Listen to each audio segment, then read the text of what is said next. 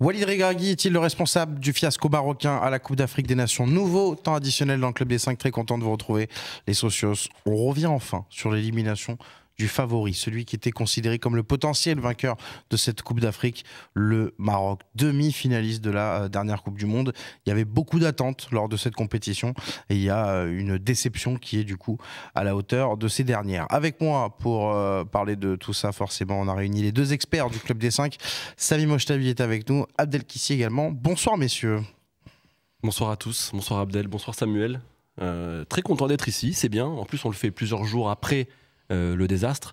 Donc on peut parler de désillusion, déception. Je pense que ça va être un exercice très cathartique, pour ma part en tout cas. Parce que je pense que maintenant, voilà, je suis prêt. Cathartique. Cathartique, oui.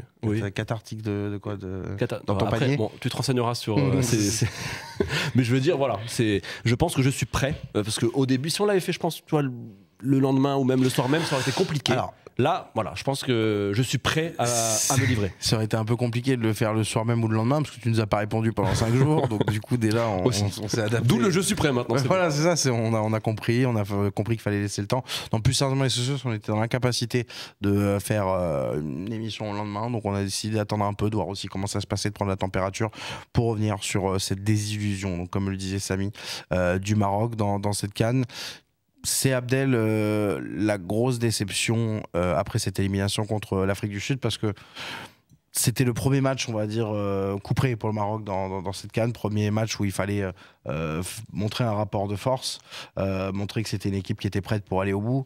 Et dès la première épreuve, le Maroc a chuté. Donc forcément, on se dit que cette équipe nous a un peu mis de la poudre aux yeux sur le premier tour. Oui, et encore, même sur le premier tour, je pense qu'on a un petit peu, on a un petit peu gentil là-dessus. Moi, de toute façon, je l'avais dit déjà dès le lendemain de la Coupe du Monde. Je l'ai redit encore en début de compétition. Normalement, bon, après, on développera sur les éléments plus tard, mais par rapport à tout ce qu'a connu le Maroc récemment, par rapport à plein d'éléments, normalement, je ne parle pas forcément en termes de résultats, mais ce qui m'a dérangé, c'est que en termes de contenu, ne serait-ce que sur ce plan-là, tu étais censé démontrer ta supériorité collectivement. Et moi, je l'avais tweeté et ça m'avait paru complètement dingue. Notamment à la fin de la première mi-temps, je me suis dit, mais attendez, le favori, c'est l'Afrique du Sud ou c'est le Maroc? Tu vois ce que je veux dire? Et moi, c'est un petit peu ce qui m'a posé problème, c'est cet attentisme, ce manque d'ambition dans le jeu qui a été par moments clairsemé et qu'on a vu sur des grosses périodes, notamment contre la RDC, dans la phase de poule en tout cas. Et si on doit revenir sur ce match, la défaite... T'as rien à dire, elle est totalement méritée. Dans le jeu, tu te fais balader par une équipe sud-africaine qui, malgré ce qu'on peut dire en termes de qualité individuelle, n'est pas mieux dotée que toi. Donc une très grosse déception. Ça, c'est clair et net. Samy, une semaine après, c'est vrai qu'on réalise que le Maroc, finalement, est complètement passé à côté de sa CAN. Au final, alors il n'y a pas eu d'élimination au premier tour, mais... C'est tout comme avec cette sortie très prématurée en huitième, surtout quand on voit aujourd'hui le tableau de cette Coupe d'Afrique des Nations où on se dit que le Maroc avait un vrai coup à jouer. Oui, et il faut bien prendre conscience, parce que c'est vrai qu'on avait beaucoup entendu pourquoi le Maroc était favori, alors que le Maroc n'a rien produit de son histoire, presque sur le continent, avec une seule victoire en 76. Mais il fallait bien comprendre que la dynamique sportive des Marocains depuis 2022-2021, entre, je parle global, hein, entre la demi-finale de Coupe du Monde, la CAN U23 aussi, gagné au pays, le football de club, les matchs de prestige, la victoire contre le Brésil, tu gagnais aussi contre des grosses nations. Voilà, en fait, tu ne pouvais pas échapper à ce poids de la pression. Donc, et même depuis 2018, parce qu'on parle d'une équipe qui a fait deux Coupes du Monde, qui était mondialiste, qui se construisait bien. Tu ne pouvais pas y échapper. Donc on ne peut pas non plus reprocher aux Marocains de cette vue trop beau, puisque de toute façon, tout le monde était forcé de te mettre parmi les favoris, peut-être pas le favori ultime, mais parmi les favoris de par ce que tu avais produit depuis 1 an et demi, 2 ans.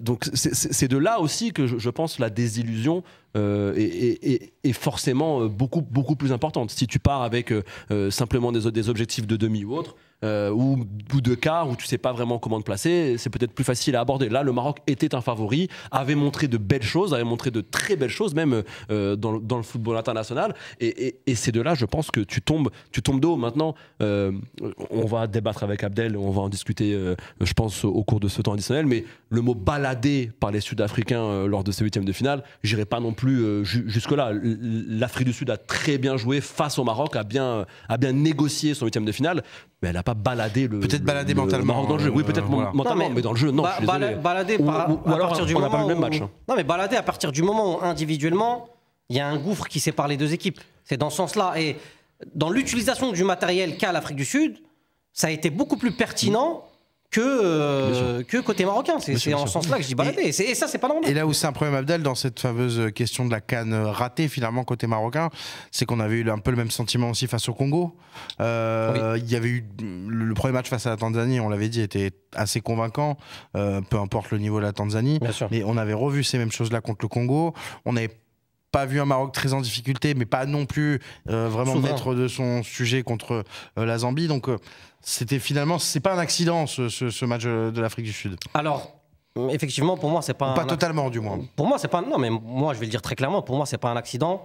J'ai 2 points à développer très rapidement. Sur le premier point, c'est dans la continuité de ce qu'on voit, en tout cas, je répète, dans le contenu, dans l'aspect avec et sans ballon, sur ce qu'on voit sur cette Coupe d'Afrique depuis le début. C'est pas une surprise, si tu veux, par rapport à ce qu'on voit sur cette Coupe d'Afrique. Et même moi, je vais aller plus loin. Ça, c'est mon second point. C'est pas une surprise. Je suis désolé, je vais peut-être briser un mythe. C'est pas une surprise sur ce qu'on voit depuis 1 an à peu près côté marocain par rapport à comment dirais-je, à comment tu dois gérer l'après-Coupe du Monde. Si on est honnête, parce qu'encore une fois, moi je l'avais dit plein de fois, je l'ai dit déjà en space sur Twitter, j'ai dit que effectivement l'euphorie post-Coupe du Monde et et le contexte global faisait qu'on pouvait fermer les yeux sur certaines choses, mais moi je ne fermais les yeux qu'à moitié.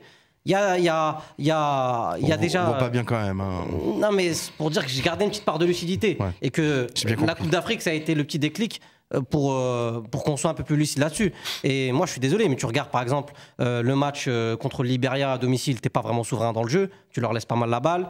Le match contre l'Afrique du Sud, la défaite là-bas, c'était un signal quand même assez important. Ouais, le match contre le Cap-Vert. C'est en juin dans une fin de saison avec une équipe plutôt B. Moi, je trouve dur de dire que c'est pas une surprise de voir le Maroc sauter en 8e de finale. Non, c'est pas ça. C'est par rapport à ce qu'on voit, pas par rapport à ce qu'on devait ambitionner. Mais c'est pas la même chose.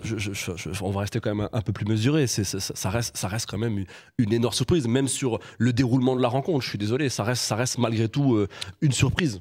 Alors, il y a quand même une question qui se pose, et je l'ai dit en introduction, c'est la part de responsabilité de Walid Regragui, forcément, qui a été, et c'était légitime, le héros il y a 1 an et demi au Qatar, par rapport à ce qu'il avait fait de son équipe, de son collectif, ce qu'il avait proposé comme jeu aussi. Alors on est bien sûr conscient, en étant tous des habitués, des suiveurs du foot africain, que c'est très différent, l'adversité et surtout l'opposition de style dans une CAN et dans une Coupe du Monde. Maintenant, Samy, on peut quand même se poser la question, voilà, est-ce que de sa part, on n'est pas sur une compétition qu'il avait pourtant lui-même appréhendée en disant oula, il y a 1 an, je vous ai dit qu'on devait être maître de l'Afrique, mais attention, je connais la CAN. Si on fait une demi, ce sera déjà très bien, etc. Mais on peut quand même se poser la question de sa gestion de la compétition. Est-ce que justement, paradoxalement, il ne s'est pas un peu trop caricaturé dans le sens inverse en disant c'est la CAN, je dois arrêter un peu les progrès qu'on a pu voir au Qatar et c'est une sorte de bétonnage maladroit qui au final lui a coûté 2 matchs sur 4. Oui, mais moi, de toute façon, je pense qu'il faut bien trouver un coupable à cet échec, parce que c'est un échec cuisant. Walid Regragui a sa part de responsabilité, je pense qu'il le sait lui-même. Globalement, on parle d'une équipe qui avait tout quand même en son sein pour réussir quelque chose de plutôt joli en Côte d'Ivoire, qui a tout aussi au niveau de la fédération, des infrastructures, tout l'élan derrière quand même qu'il y a derrière le Montarab, derrière l'équipe nationale marocaine. Il y avait quand même, voilà, il y a un staff au complet, en fait, pour moi, tu avais quand même toutes les données pour réussir quelque chose de grand. C'est là où je te trouve difficile de me dire que c'est pas une surprise ou autre. Tu as quand même, je veux dire, tu as un beau jouet entre les mains. Et ça, c'est une réalité. Alors après, que tu rates un match contre le Libéria en qualif ou que tu perds en Afrique du Sud le 20 juin alors que tout le monde est déjà en vacances, je suis pas sûr que ce soit vraiment quelque chose à prendre en compte. Et c'est là où je pense que l'importance de la responsabilité de Regragui compte sur ce tournoi. C'est plus, on va pouvoir aller chercher sur le choix des hommes, je pense, déjà, sur le choix des hommes, sur certaines personnes, certains cadres. Ça c'est un autre élément parmi tant d'autres. Voilà, parmi tant d'autres. Mais ça, c'est comment dire, c'est du fait de Regragui Regragui. Oui, c'est lui qui fait la sélection. Ça me fait penser, je sais plus c'est quel sélectionneur qui avait parlé ou entraîneur qui avait parlé du fait de la difficulté, c'était Scaloni il me semble, qui avait parlé de la difficulté de se séparer des joueurs avec qui tu avais gagné, et que c'était pour ça qu'être sélectionneur c'était très difficile et que lui ne se sentait pas rester trop longtemps, parce que le fait de devoir couper des joueurs avec qui tu as vécu, et on peut le comprendre, hein, humainement, des choses énormes. Je pense qu'une demi-finale de Coupe du Monde, ça doit être extraordinaire, et c'est un truc qui va rester à vie dans ta carrière. Je pense qu'il a eu ce problème-là. On verra peut-être sur la composition de l'effectif plus tard. Je pense qu'il y a eu ça, et je pense qu'il y a eu, oui, tu l'as dit, le choix peut-être un peu frileux, parce que à partir du moment où tu es très attendu, c'est dur quand même d'entamer une compétition et de voir dans les yeux des suiveurs du football, des supporters, une attente de la réussite à 100%, de gagner tous les matchs 5-6-0. Je voyais sur les réseaux ou autres les supporters te dire on a battu l'Espagne en huitième de finale de la Coupe du Monde. C'est pas l'Afrique du Sud qui va nous embêter sur le papier. Non, mais je pense que ça peut influer sur les choix de Regragui, sur sa frilosité, parce qu'il a été frileux que ce soit dans le choix des hommes, dans le choix des compositions d'équipe, mais aussi même dans le choix dans ses changements, que ce soit en micro-tactique, c'est bien ça? Non, parce qu'à chaque fois, sa lecture des matchs. Donc oui, ça, il a sa part de responsabilité, et c'est sur ça, je pense, qu'il faudra surtout se pencher sur la prochaine année, avant la CAN au Maroc en 2025. Mais très rapidement pour répondre sur ce qu'il est responsable du coup. Pour moi, il est en grande partie responsable, si ce n'est totalement responsable. Et je vais d'abord répondre à ce que tu disais par rapport aux échéances et par rapport à la surprise. En fait, quand je dis qu'il n'y a pas de surprise, c'est pas par rapport au matériel que tu as entre les mains, parce que ça, c'est encore plus rageant. C'est par rapport à, en dépit d'un matériel très conséquent, en dépit de ça, c'est par rapport à ce que tu as produit pendant un an, où tu te dis qu'il y avait des signes avant-coureurs. Encore une fois, tu peux me dire l'Afrique du Sud, c'était au mois de juin, il n'y a pas de souci, mais encore une fois, même le match contre le Brésil, tu regardes l'interview de Naïef Aguerd avec un ancien international marocain, qu'est-ce qu'il dit, Naïef Aguerd? Il te dit que dans cette interview, le match contre le Brésil, il dit... j'ai parlé avec Paqueta, qui était mon coéquipier, qui est mon coéquipier à West Ham, et je lui ai dit, tu sais, quand tu vas venir chez nous au Maroc, ne pense pas que tu vas te balader, que tu vas gagner les 5-0, parce que nous aussi, le Maroc, la technique pure, on l'a. Donc déjà, deux éléments qui ne dépendent pas de Regragui. Pourquoi je te cite volontairement le Brésil? Parce que même dans les moments d'euphorie, même dans ces parenthèses dorées, quand tu regardes bien l'influence de Regragui, elle n'est que très peu présente. Pourquoi je te dis ça? Parce que le premier élément, quand il lui dit quand tu vas venir chez nous, ne pense pas que tu vas te balader, c'est un élément un petit peu d'orgueil, parce qu'on sait que le Brésil, il y a un côté un petit peu événementiel. En plus, c'était dans le grand stade de Tanger, c'était dans un contexte où les familles, c'était pendant le Ramadan, juste après le soir, où les familles sortaient dans les stades pour célébrer un petit peu. C'était le retour aussi, le premier match post-Coupe du Monde. Donc il y avait un contexte de gala, de fête globale, donc il y a le côté orgueil qui joue. Et le deuxième élément, c'est quand Naïef Aguerd lui dit à la personne qui l'interviewe, il lui dit la technique pure, nous les Marocains on l'a. Donc il parle de deux choses qui ne dépendent pas du coach, pardon. La deuxième chose, c'est quoi? C'est sur les qualités intrinsèques du joueur. C'est pour ça que je te dis que quand tu regardes bien dans le détail, dans le contenu des matchs, et j'ai oublié de citer l'amical en Côte d'Ivoire, je suis désolé si on est vraiment honnête, moi avec tout le respect que j'ai pour Walid Regragui et pour son staff, ce match-là, si t'es pas en réussite, tu ressors avec un 3-0 pour la Côte d'Ivoire. Tu vois? Tous ces éléments-là, je termine là-dessus, tous ces éléments-là mis bout à bout, plus le contenu que tu as montré en phase de poule, quelque part, et c'est là où je te rejoins, parce qu'il y a un très beau matériel, et on en parlera après, il y a un très très bel environnement, et bien par rapport à ça, il y a une forme de continuité quelque part, il y a une forme de logique. Ouais, mais là, c'est là où je te suis pas du tout, parce que tu parles de signe avant-coureur, hein, c'est un petit peu ça. Est-ce que tu peux me citer, on pourra retourner sur la dynamique des demi-finalistes actuels de la CAN. Je suis pas sûr que ce soit très valorisant non plus. Il y a un moment donné, je pense qu'il y a là aussi la vérité d'une compétition. Alors je sais que tu prônes aussi le beau jeu, que c'est quelque chose de très important le jeu pour tout toi, court, mais je suis pas sûr que l'année écoulée ait été annonciatrice de ce qui a pu se passer, de ce qui aurait pu se passer pendant. Bah si, Samy, parce que enfin, termine. Voilà, parce que sincèrement, si tu te penches sur le parcours, d'ailleurs, je crois que sur les 8 quarts de finalistes, c'est 8 autres quarts de finalistes par rapport à l'ancienne CAN de 2021. tu regardes bien, c'est impossible de tirer, de tirer des pronostics, puisque justement les équipes en forme sur l'année écoulée, qui apparemment t'est chère et précieuse, elles ne sont pas présentes ni en quart ni en huitième. En Afrique, je parle. Donc c'est là où, tu vois, je suis un peu plus réticent par rapport à cet argument-là. Moi, je pense vraiment que la vérité d'une compétition, elle se jauge. Tu vois, elle se jauge vraiment. Il y a des équipes. Je suis pas sûr qu'une dynamique. Sur cette CAN, c'est pas vrai, Samy. Si. Excuse-moi, si. Tu regardes où était le Nigeria depuis un an et demi. Sur la scène africaine, c'est une catastrophe. Tu regardes l'Afrique du Sud qui revenait un petit. C'est les sélections qui travaillent. Attends, petit à petit, c'était pas non plus des résultats énormes. Le Congo passe à ça de ne pas participer à cette CAN. Donc tu vois, c'est pour ça que c'est compliqué. La Côte d'Ivoire, elle est en construction, mais elle a développé un jeu. Donc c'est quoi? C'est dû à la réussite. Un jeu infâme. Non mais en gros, c'est dû à la réussite. Mais la réussite, ça se travaille. La Côte d'Ivoire, il a réussi la CAN, Regragui, puisqu'il les a amenés en demi-finale. Oui, bien sûr. Au moins, voilà, il aura réussi un truc. Mais non, ce que je veux te dire, c'est que c'est là où c'est compliqué de voir que par le prisme du jeu, parce que je pense que malgré ce premier tour qui apparemment pour toi était horrible, alors que voilà, tu fournis quand même le travail demandé. Je pense que il est inquiétant. Il est inquiétant. Oui, inquiétant. Alors si le premier tour du Maroc est inquiétant, qu'est-ce qui est inquiétant? Enfin, il faut voir où tu mets ton niveau d'inquiétude. C'est là où après je veux bien. On y reviendra. Je veux bien comprendre que tu sois exigeant ou autre, mais globalement le taf avait été fait. Et après, si tu revois le match, je sais pas si tu l'as revu après à froid, tu te dis que c'est aussi une question de scénario et parfois ça peut arriver dans le football, car c'est ce que je disais en off ou autre, et j'en suis convaincu toujours aujourd'hui. Je suis convaincu que si Hakimi marque son penalty, c'est le momentum qui peut faire tourner la rencontre, un peu comme la Côte d'Ivoire avec le Sénégal, où on sentait qu'il y avait quelque chose qui s'était créé. Tu vois, c'est ça où... Moi, je l'ai pas senti, ça, par exemple. C'est intéressant ce que tu dis, mais moi, je l'ai pas senti. Et pourtant, 25 minutes avant le penalty, le Maroc roule sur l'Afrique du Sud. C'est-à-dire que c'est pas d'accord, pourtant, c'est la réalité. Après, tu peux être pas d'accord avec quelque chose de réel, mais c'est factuel. Tu regardes, c'est un attaque-défense, c'est un bus, et le Maroc qui fait des vagues, pas forcément organisé, mais c'est réel. Si, tu peux... Avant le penalty, oui. Mais avant le bus sud-africain, tu te fais balader. Ah oui. Non, tu fais pas balader. Tu fais dans le jeu. En début de seconde période, mais pas en première période. En première période, c'est un match insipide, mais il n'y a pas de balade de la part de l'Afrique du Sud. Est-ce que ça peut lui coûter sa place à Walid Regragui, cet échec, Samy? Parce que oui, il y a eu les émotions de la Coupe du Monde, il a fait une demi-finale de la Coupe du Monde et c'est très très fort, ça on lui enlèvera pas.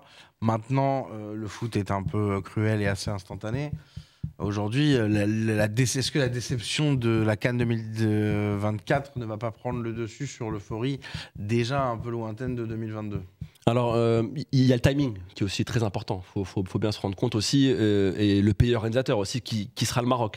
Il y a des choses aussi qui se font pas forcément dans le football. Je pense qu'aujourd'hui le timing, changer d'entraîneur, changer tout comme ça un an avant une compétition dans ton pays.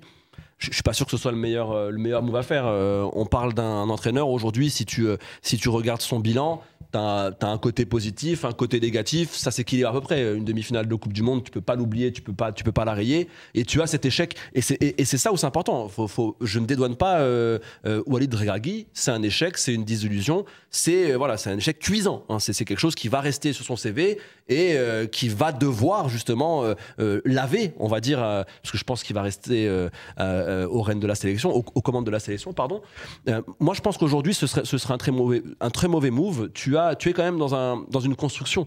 Il est arrivé en 2021, 2022, septembre 2022. C'est quand même très récent.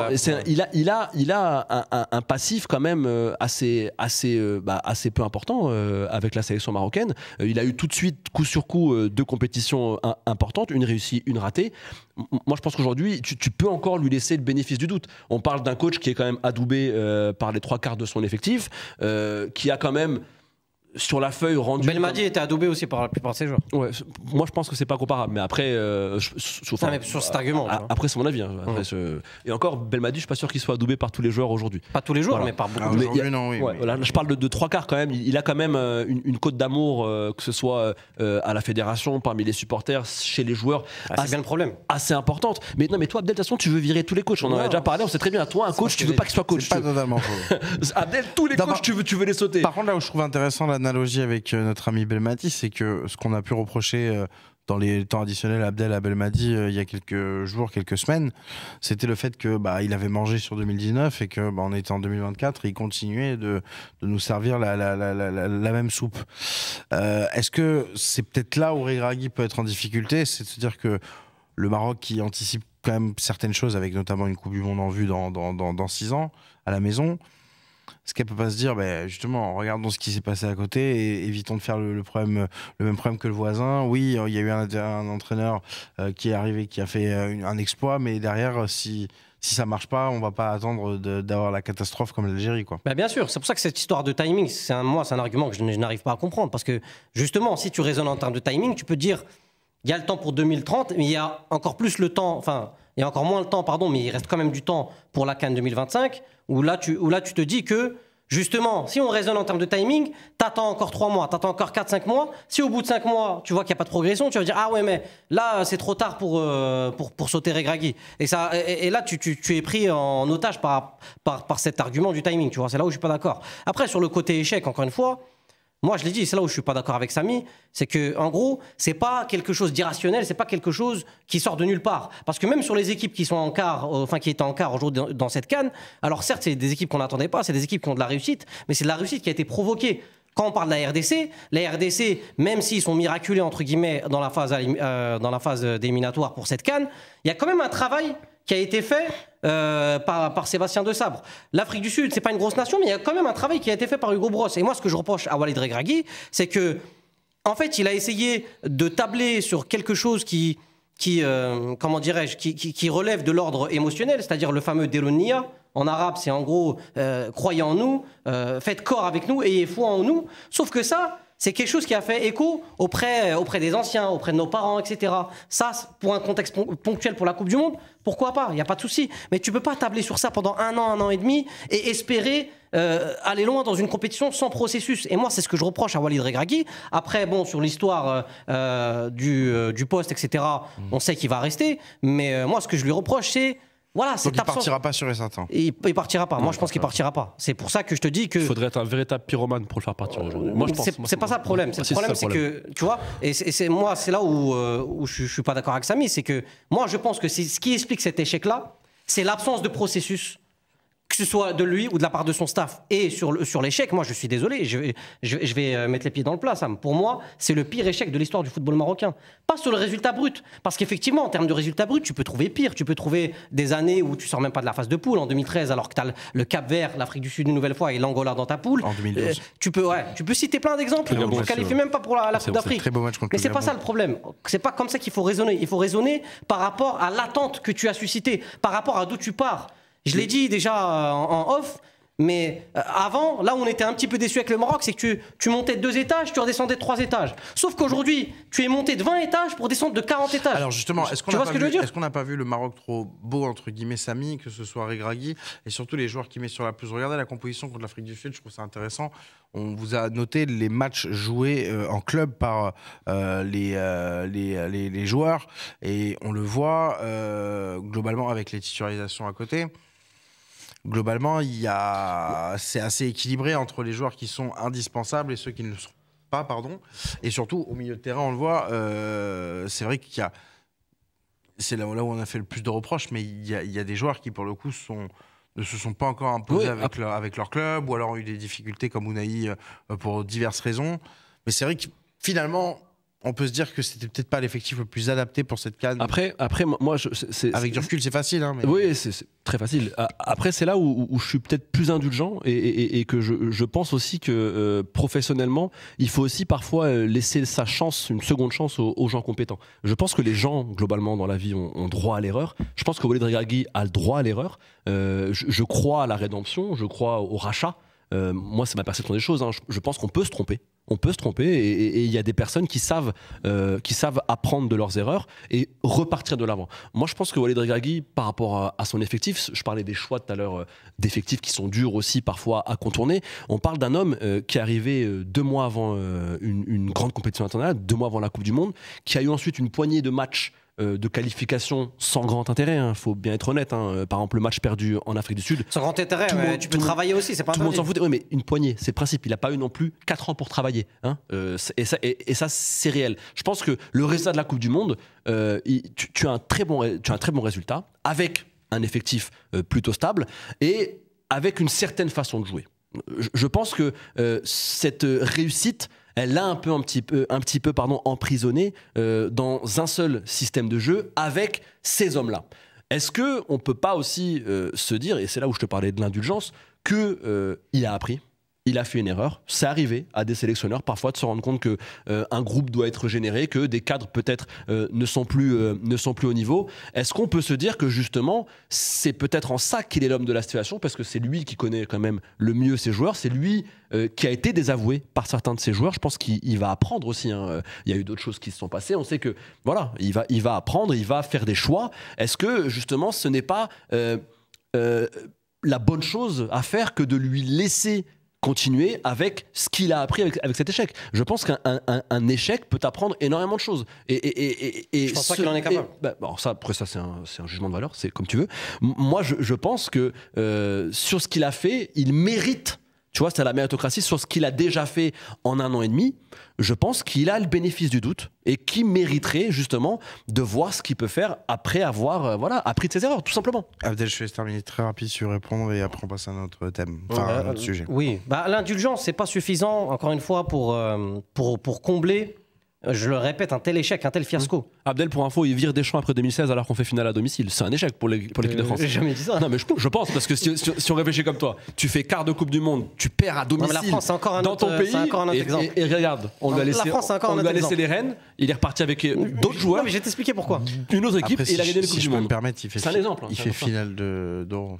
Oui, non, mais à domicile. Attends, pour Abdel, à domicile, c'est un échec pour la France. J'ai rien dit, mais si tu veux. Contre une équipe du Portugal qui me semble pas très forte. Un jour, on fera un traditionnel sur Deschamps, peut-être.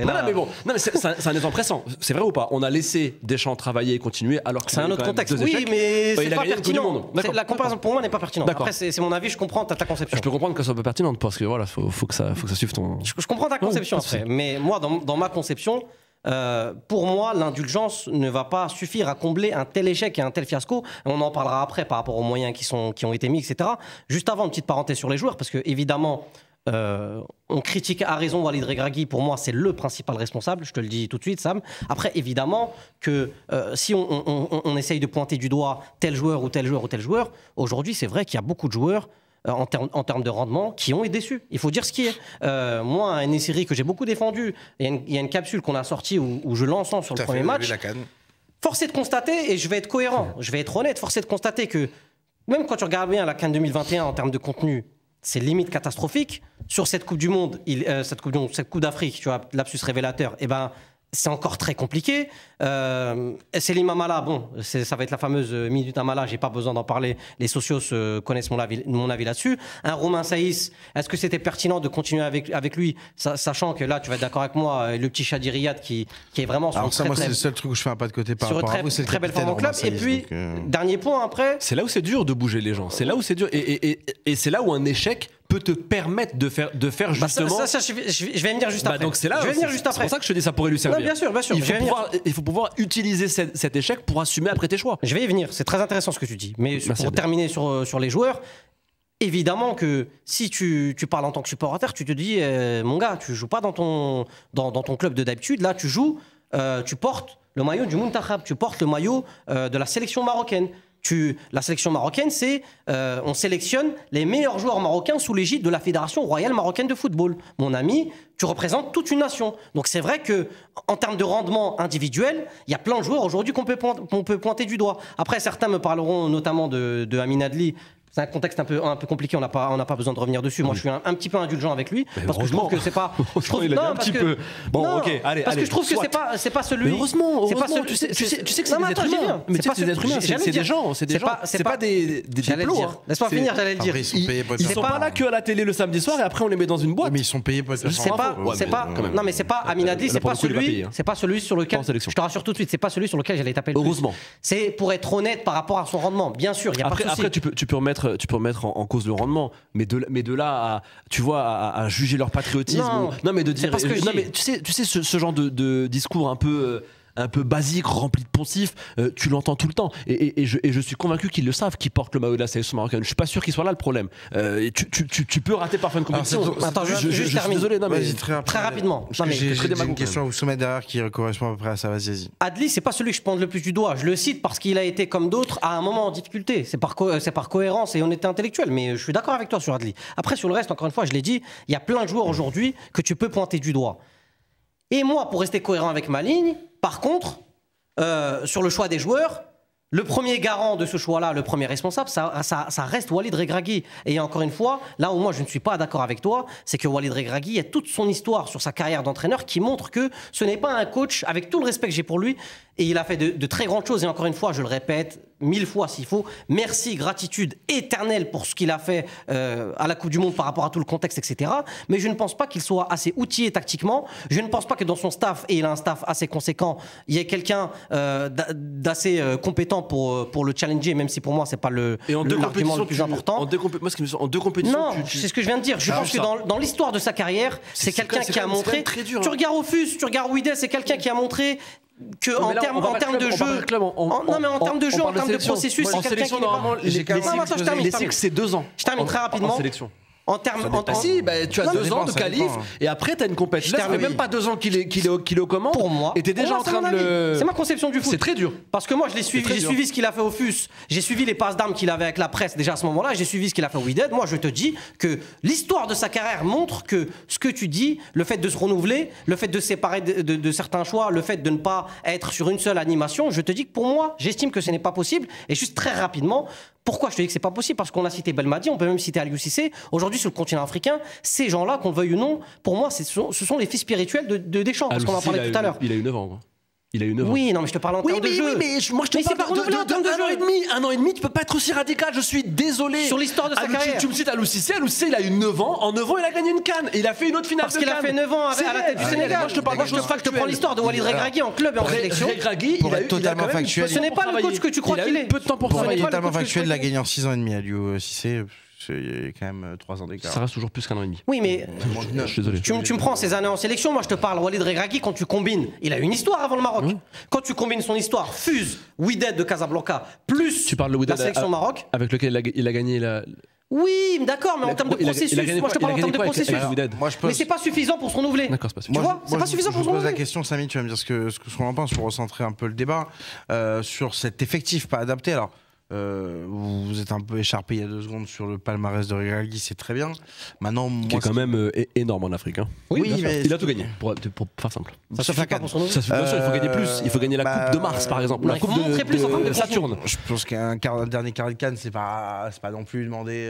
Non, mais tu peux pas non plus critiquer son palmarès sur le continent africain. Je parle en club. Tout à fait. Mais justement, ma question, c'est est-ce que justement, en connaissant parfaitement le continent, il n'y a pas un problème dans pas forcément la sélection des joueurs en eux-mêmes, même si on peut parler du niveau des joueurs aujourd'hui et du fait que il y a finalement très très peu de Marocains qui, comme il y a 2 ans notamment, est en très grande forme en club, mais surtout, et ça c'est peut-être la question la plus importante, c'est est-ce que son effectif était adapté à ce que va demander la CAN comme intensité, comme combat, comme registre, sachant qu'il a fait, on rappelle. Dans sa liste, il a pris des joueurs qui jouent sur le continent africain, comme Chibi notamment. Donc il y avait cette volonté quand même d'avoir un peu plus de maturité, d'expérience. Globalement, on ne l'a pas vu. Oui, non, mais là, après, il n'y a aucun souci par rapport à ça. Mais je trouve ça dur, tu vois, une fois la compétition passée, une fois l'échec, ça y est, les joueurs sont devenus mauvais. Alors oui, je suis d'accord que sur la dynamique de certains joueurs, notamment Amrabat, Ziyech, c'est des joueurs ou Bouffal, ou même Saïs, qui ont rejoint, les deux ont rejoint des championnats, on va dire, mineurs, avec peut-être un rythme et une intensité moindre par rapport au top 5 européen. Je pense que voilà, ça, c'est les choix dont je parlais tout à l'heure, où c'est dur de se séparer de ces hommes de base et de ses cadres, surtout à l'amorce d'une compétition où tout le monde te voit favori. Aujourd'hui, je veux bien qu'on ait ces discours de il a mal choisi lui, mais on se retrouve il y a 1 mois au moment de la sélection. Si tu vois en absent Saïs, Mazraoui, tous ceux que tu critiques, peut-être pas mal à Mala, je pense qu'on aurait sauté de joie. Mais tu vois, si tu vois pas Ziyech, tu vas te poser des questions. Tu vas dire mais il est fou. Il est fou. Pourquoi il fait ça? Et ça, c'est réel. Et ça, c'est réel. Et ça, c'est réel. Donc, pour ça, tu peux pas lui reprocher d'avoir sélectionné ces hommes-là.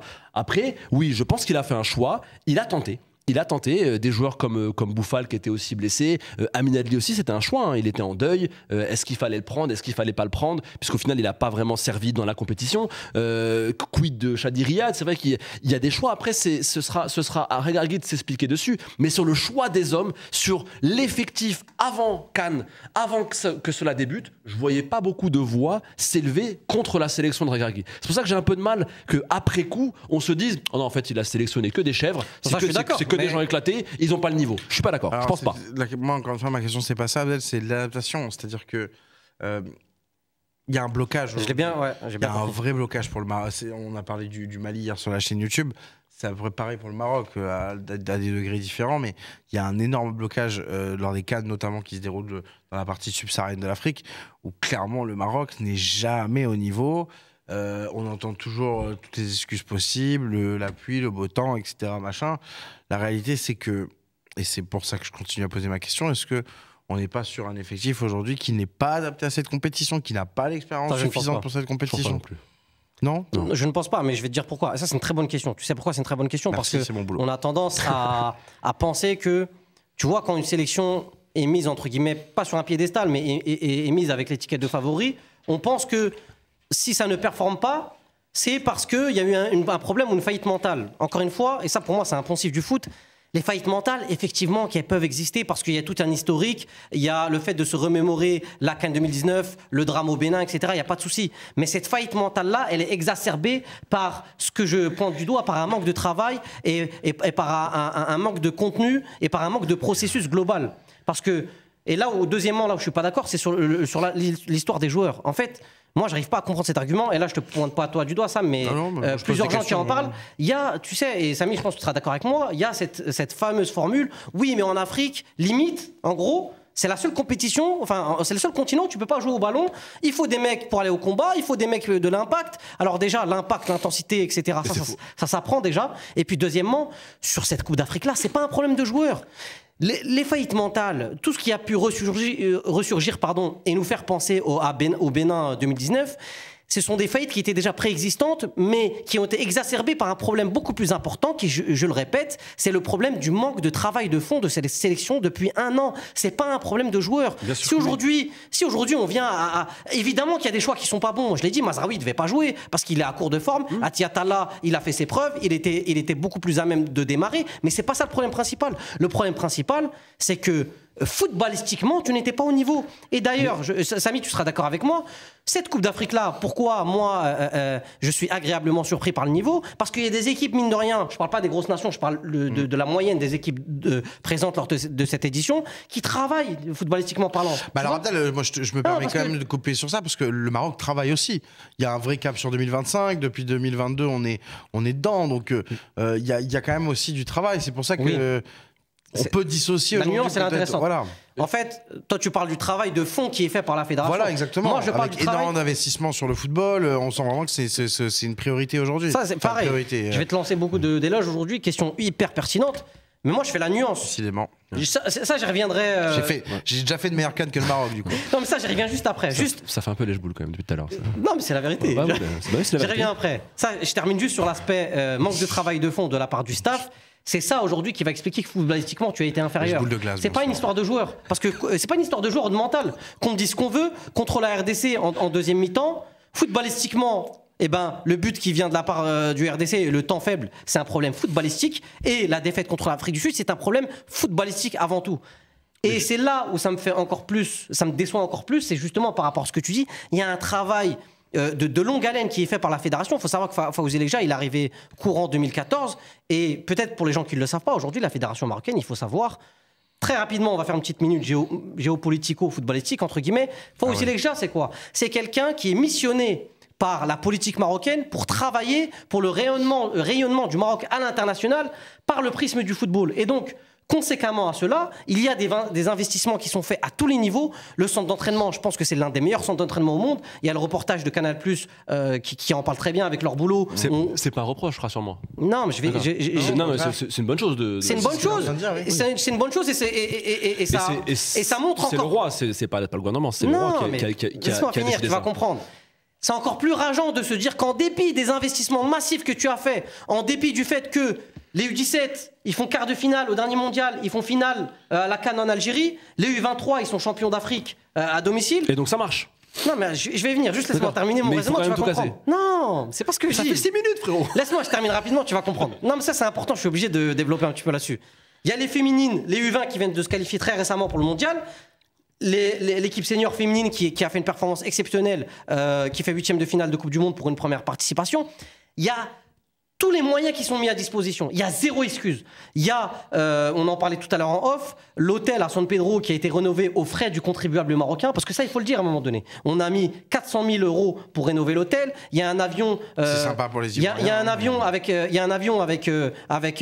tout un contingent de personnel et de cuisiniers, etc., qui a été envoyé lors de la CAN au Cameroun. Donc il y a zéro excuse. Ce qui est fait chez toutes les grandes sélections. Et c'est par rapport à cela que je dis que le bilan du Maroc dans cette CAN est d'autant plus catastrophique. Je le répète très rapidement, mais c'est là où pour moi c'est le pire fiasco de l'histoire footballistique marocaine. Après, c'était déjà le cas quand même. Il y a un vivier. Non, mais je suis désolé, il y a un vivier. Il y a une performance historique à la Coupe du Monde. Il y a des moyens qui sont mis. Il y a tout ce qu'il faut. Et c'est là où moi je dis que c'est encore plus rageant parce qu'il y a zéro excuse. Et pour moi, je le répète, tout ça, c'est un manque de travail. Il n'y a pas d'excuse. Les moyens, ils sont mis. Le travail, pour le coup, il n'est pas assez fait de la part de Walid Regragui et de son staff. C'est vrai que Samy, pour conclure sur ce problème marocain, on l'aura bien compris, responsabilité partagée un petit peu pour tout le monde. Ce qui est sûr, c'est que ça met une vraie claque au projet marocain après le Qatar, parce que ne pas gagner la CAN, mais terminer en demi-finale de cette compétition, perdre éventuellement contre, au vu du tableau, je sais pas, le Nigeria par exemple, on aurait pu se dire, bon, quelque part c'est dans le processus aussi, peut-être qu'ils sont allés très haut avec la Coupe du Monde, ça redescend un tout petit peu, mais ça ne veut pas dire que la dynamique est cassée. Là, quand même, le Maroc redevient une équipe qui, sur le continent, ne fait pas peur, et ce, à 1 an et demi d'affronter de jouer une CAN à la maison. On se pose la question de la stabilité du coach. On se pose la question de certains joueurs. C'est une petite remise en place quand même, une grosse remise en place même. Mais c'est là où j'ai beaucoup de mal avec l'idée. Je vous trouve très destructeur, c'est-à-dire que. C'est une question. Oui, d'ailleurs c'est une très bonne question, Sam. Merci. Non, mais voilà, moi personnellement après c'est pas vraiment une meilleure CAN que le Maroc. C'est pas ma façon de penser et de ce que je connais aussi 2-3 personnes de la fédération et qui travaillent dans le football au Maroc. C'est pas leur manière de travailler, et tant mieux. Le fait de tout casser parce qu'il y a eu un échec, généralement, c'est plus compliqué ça quand même. Généralement, c'est pas la bonne chose à faire. Tu as très bien dit d'ailleurs, tu as dit aujourd'hui le football marocain globalement, il est quand même sur une dynamique ultra positive. Et ça c'est réel. C'est pas un échec en 8e de finale contre l'Afrique du Sud qui va absolument tout remettre en question. Que ce soit les clubs, que ce soit, tu l'as dit, les féminines, U20, toutes les catégories, il y a quand même un travail qui est fait depuis une dizaine d'années qui est remarquable. Alors oui, on en a parlé, c'est du soft power, c'est le royaume qui décide de vouloir mettre l'accent sur le football, parce que le football est aussi un énorme vecteur économique, c'est un vecteur d'image, ça apporte beaucoup de choses et ça les Marocains et le roi du Maroc l'a très bien compris, d'où plusieurs fois la Coupe du Monde des clubs aussi qui a été accueillie, il y a aussi des grands matchs amicaux qui ont été des super coupes d'Espagne qui ont été disputés, c'est un tout, c'est un tout, le travail est très bien fait et c'est en ça qu'un seul échec ne peut pas tout annihiler. C'est pas un seul échec pour le coup. Pour le coup, bah si, c'est que pour le moment, là, on parle de l'échec au 8e de finale. Non, mais c'est en cela que tu dis qu'est-ce qui coince au niveau du staff dans ce cas-là. Non, mais c'est ça la question qu'il faut se poser. C'est là où je te dis, moi, je suis beaucoup moins radical que toi sur ça. Je le maintiens. Tu parles d'un match où ça tient à un penalty. Quel discours tu aurais tenu? Déjà le cas il y a 4 ans. Quel discours tu aurais tenu si le Maroc était passé en quart de finale ou tu peux pas résumer la Coupe d'Afrique à un penalty. Pour le coup, sur le parcours du Maroc, à partir du moment où tu passes en poule, premier tour. Il n'y a pas que les résultats bruts, Samy, on est d'accord. Est-ce que c'était inquiétant en termes de contenu? Inquiétant en termes de contenu? Oui. moi, je pense qu'il, comme je l'ai dit tout à l'heure, il s'est enfermé dans une façon de jouer qui lui a permis de gagner. Oui, et je te le redis, je pense que parfois, il faut un échec pour te remettre les idées en place. On est sur une timeline, un planning avec une compétition à domicile. Je rappelle juste que sur les dernières années, le Maroc à domicile, c'est victoire des U23 à la CAN. C'est des clubs qui vont très loin en Coupe du Monde des clubs. C'est le Maroc qui gagne la CHAN à domicile. C'est un amoncellement de succès et de réussite sportive lorsque le Maroc organise sa compétition. On part sur un timing où sous quoi, c'est 12 ou 13 mois, tu m'as dit 16 mois 16 mois. Je pense qu'avec les hommes qui sont présents, avec ceux qui devraient arriver, il y a tout ce qu'il faut pour performer, il y a tout ce qu'il faut, et je pense que ce serait totalement criminel aujourd'hui de repartir avec un nouveau coach qui ne connaît pas ses joueurs, qui ne connaît pas son groupe, qui n'a pas participé non plus à toute cette embellie du football marocain sur les 2 dernières années. Et c'est en ça où je pense que Regragui reste l'homme de la situation. T'as 10 secondes, Abdel. Très rapidement, là où je persiste et j'ai un désaccord vraiment profond avec toi sur ça, c'est que d'abord, encore une fois, l'élimination contre l'Afrique du Sud, pour moi, elle ne se résume pas à pénalty. Pour moi, encore une fois, je le répète, c'est une logique qu'on a entrevue en termes de contenu, sur le contenu. Même si les résultats, justement, il y a des résultats qui venaient masquer cela. Ça, c'est la première des choses. Deuxième des choses, est-ce qu'il peut s'adapter? Je pense qu'il n'est pas en capacité de s'adapter. Il n'est pas assez outillé sur le plan technico-tactique pour se réinventer et pour proposer autre chose. Maintenant, évidemment qu'il y a la question du timing qui fait que ça va être compliqué de se séparer pour ce coach. Mais tu regardes, surtout, au final, tu vois qu'on se rejoint.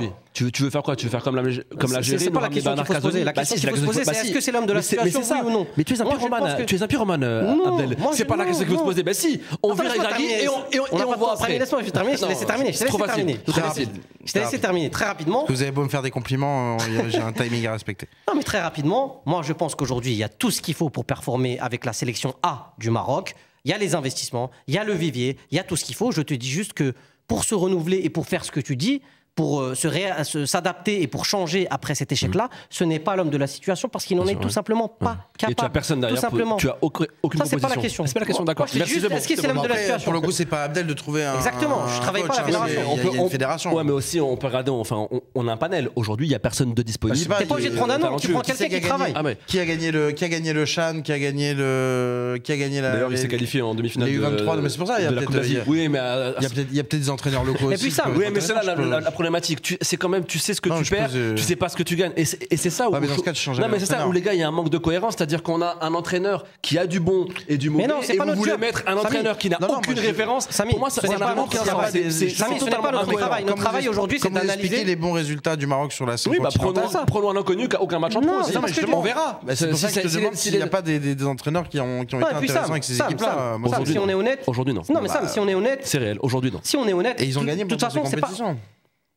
Non, mais quoi, tu parles de le CHAN, la coupe, la CAN U23. C'est pas la même chose. C'est pas le même niveau. D'accord. Encore une fois, on ne travaille pas à la fédération. Notre travail, c'est de constater humblement, objectivement, ce qu'on voit. Ce serait suicidaire. Moi, je constate que ce n'est plus l'homme de la situation. Et si on est factuel, Sam, et si on est honnête, très rapidement, je sais que je fais un petit peu long, mais c'est important. C'est important. Si on est honnête, Sam, aujourd'hui. Regragui, s'il est encore en poste, c'est parce qu'il bénéficie d'une certaine aura de par le fait que ce soit un franco-marocain et tout le côté de ce qu'on parlait, soft power, etc. Il joue aussi du fait qu'en termes d'image et en termes symboliques, aux yeux de Fawzi Lekja, c'est la personne adéquate justement pour ce que je disais tout à l'heure, pour faire rayonner le Maroc. Qui de mieux qu'un franco-marocain aujourd'hui pour faire rayonner le Maroc à l'international? Moi, malgré cela, je pense que c'est ce qui fait qu'il est en poste, mais moi je pense que, encore une fois, je le répète, sur l'aspect du travail footballistiquement parlant, ce n'est plus l'homme de la situation. On va terminer le débat sur le Maroc. On conclut pas notre émission pour autant parce qu'il nous reste encore quelques minutes ensemble pour jouer, bien sûr, avec notre partenaire historique Winamax pour l'instant au tableau. Je vous rappelle bien sûr que jouer comporte des risques. On va donner des petits pronostics entre nous pour s'amuser. Ça ne doit pas être une contrainte ni un problème dans votre vie. Donc si vous avez le moindre problème lié au jeu en ligne, vous n'hésitez pas à appeler le numéro qui s'affiche en bas de votre écran actuellement. On termine donc cette émission en parlant des demi-finales de la CAN. Désolé, hein, j'aurais bien voulu pour vous que ce soit un tour avec le Maroc, un tour de plus. Malheureusement, ils ne seront pas là. Vous aviez le choix justement sur les deux affiches pour nous donner vos petits pronos. On a eu ceux d'Elton et Walid hier sur la chaîne. Je vais commencer avec toi, Abdel. Qu'est-ce que tu nous proposes, Abdel, l'homme des coups de cette Coupe d'Afrique des Nations? Exactement. Une petite question, est-ce qu'on va... On n'a pas encore le classement, désolé. Bon, je vous saoule un petit peu avec ça. Non, mais plus sérieusement, comme on a beaucoup de scénarios sur cette CAN qui tend à des matchs qui se terminent en prolongation, voire au penalty, et ben, je pense que ça va être indécis côté Nigeria-Afrique du Sud. Je pense que l'Afrique du Sud va tenir le Nigeria sur 90 minutes. Donc moi, je vois un nul entre le Nigeria et l'Afrique du Sud sur 90 minutes. Par contre, après, le vainqueur en prolongation, je vous laisse le soin, le soin de le déterminer. Mais voilà, je vois bien ce genre de scénario se profiler. C'est risqué. Hein. Ouais, non, je trouve ça. Et puis la cote, et en plus, elle est pas. L'explication se tient. Ils s'étaient pas déjà affrontés sur la dernière demi-finale de l'Afrique du Sud, c'est contre le Nigeria, il me semble, non? En 2013 Il me semble, non? L'Afrique du Sud, ils font pas. Non, je crois que l'Afrique du Sud, ça fait 24. Non, je dis sur la dernière demi-finale de l'Afrique du Sud, il n'y a pas. Ou un quart, c'est un quart où ils s'affrontent. Ouais, mais dernière demi-finale de l'Afrique du Sud. Non, mais la dernière performance de l'Afrique du Sud, il me semble que c'est le Nigeria. Peut-être 98, non? Voilà. Non, 98 qui gagne. 98, je crois que c'est l'Afrique du Sud qui gagne en 98. Avec Pierre Issa. Ouais. Ah oui, c'est vrai. Ouais. Oui. Donc, non. Dans l'histoire récente, ils ont fait une performance. Il me semble qu'ils ont fait un quart, peut-être pas une demi, un quart. C'est pas la CAN 2004. Il me semble que c'est le Nigeria qui se la CAN 2004. Moi, je pense que le Nigeria va tartiner les Sud-Africains. J'ai rien contre l'Afrique du Sud. Au contraire, j'aimerais bien. Tu sais que la dernière fois que t'as dit tartiner, t'as eu bon en plus. Ouais. Non, mais j'en suis convaincu. Tu sais c'était quel match? J'ai eu très peur. J'ai souvent bon. Il le dit souvent. Donc. Non, mais les Nigérians savent gérer ce genre de rencontre. Ils savent jouer ce genre d'équipe. Aussi, je pense qu'il y a des profils d'équipe qui correspondent mieux à telle ou telle équipe. Je pense que l'Afrique du Sud, ça correspond parfaitement au Nigeria. Salut, Machtali. Côte d'Ivoire, RDC. Je pense que la Côte d'Ivoire va se qualifier. Non, mais on en avait parlé. Ils sont bien partis. Hein. Il y a le côté, moi j'avais bien aimé la phrase de Kessie juste après le Sénégal où il disait un revenant de toute façon il peut pas avoir peur. On en avait parlé aussi en off, t'en rappelles, j'avais dit ce serait mortel le storytelling de la bête blessée. Incroyable. Tu vois, quand t'as tout perdu, t'as plus rien à perdre, c'est-à-dire. Et toi tu me disais que tu croyais moyen. Moi, je l'avoue, sur cette CAN, je sais pas. Moi, je s'effondrer. Moi, je sens que. Bon, moi, je savais pas comment ça pouvait basculer. S'ils vont au bout, c'est incroyable. Il y a un truc. Moi, j'ai souvent, j'ai 2-3 amis qui vivent à Abidjan et qui sont bien incorporés dans la société ivoirienne et qui me disent que voilà. Non, mais il y a des choses inexplicables parfois qui arrivent dans l'atmosphère, dans un pays. Il y a une aura, il y a une aura, il y a quelque chose, il y a une atmosphère qui est en train de se créer et ça sent bon, je pense, pour les éléphants. Et honnêtement, l'histoire serait extraordinaire. Donc 5 minutes d'avis pour une cote à 1,49 quoi. Ouais. Ah ouais, le ratio. Ce serait peut-être l'un des plus grands exploits d'histoire. Les calculs sont pas bons. Vraiment. Non, n'abusons pas, mais oui, par contre, ce serait miraculeux. Ce serait miraculeux, mais un exploit, non. Non, parce qu'ils étaient quand même. Miraculeux, oui, mais exploit, non. Ils étaient quand même programmés pour aller au. Ça me fait penser au Danemark 92 qui a été repêché suite à la guerre en Yougoslavie, qui devait pas faire le tournoi et qui au final gagne le tournoi. Après, ils gagnent tout. Ils gagnent. D'ailleurs, ils nous battent en poule. Ouais. Ils battent la France. Quand je dis nous, c'est la France. Peut-être que tu pensais que c'est l'Italie. T'es obligé de le dire. Ouais, mais bon, pour le coup, elle est sport là-bas. Bon, moi, je l'attribue. Bon, c'est la fin de l'instant au tableau. Du coup, bon, je sais pas. Il y a un peu d'audace. Et là, on est vraiment sur. Fallait donner une cote, quoi. Ouais. D'accord, ouais, ok, super. On voit que t'aimes le foot là depuis l'élimination du Maroc. Là. C'est très dur. Non, on va te voir sur PSG Real Sociedad. Ouais, déjà c'est dur de se remettre dans le foot. Honnêtement, c'est dur. Moi, j'avais eu du mal aussi. J'avais eu cette période-là après la Coupe du Monde.